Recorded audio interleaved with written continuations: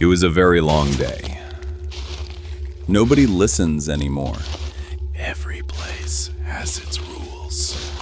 The city, the suburbs, they have rules made by men.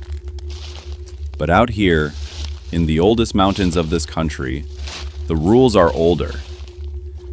They are written not on paper, but in the scars on the trees, and in the warnings passed down in whispers from generation to generation.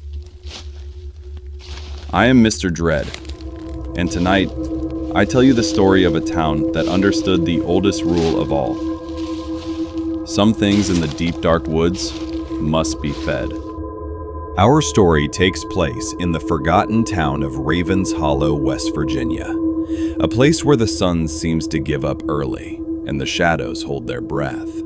The locals there, they have a look in their eyes, not fear, but resignation.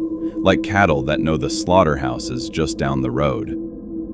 They don't speak of him often. When they do, it's a whisper. The Bramble Man, the Stick Prophet, but most just call him the Sleeper. They say he's as old as the mountains themselves, that he's made of root and rock, of rotten timber and the bones of everything that's ever been lost in these woods. A rider named Eli came to Ravens Hollow, seeking silence. He rented the old Miller place on the edge of town and the edge of the woods. On his first night, he heard it. Not an animal sound, but a low, grinding vibration that made his teeth ache. It was the sound of the earth breathing. Eli saw them on the third night, the entire town walking in a silent procession into the woods. They carried bundles, not of food, but of personal items, photographs, lockets, childhood toys. They were leaving them at the base of the largest, blackest tree he'd ever seen, an offering, a feeding. Foolishly, Eli took one of the offerings, a small porcelain doll. The moment he touched it, the woods fell dead silent. That's when he saw it, a figure uncurling from the shadows of the great tree. It was 8 feet tall, a monstrous puppet of thorns and splintered bone, and its eyes were two voids of absolute hunger.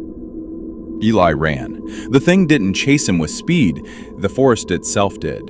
Roots snapped at his ankles, branches clawed at his face. He finally collapsed. And the thing was just there. It didn't want his body.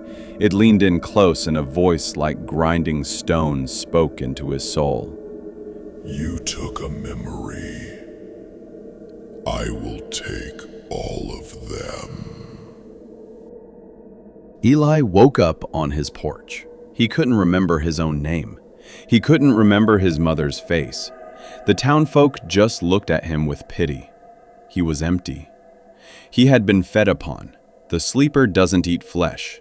It consumes memory, identity, soul. It feeds on who you are.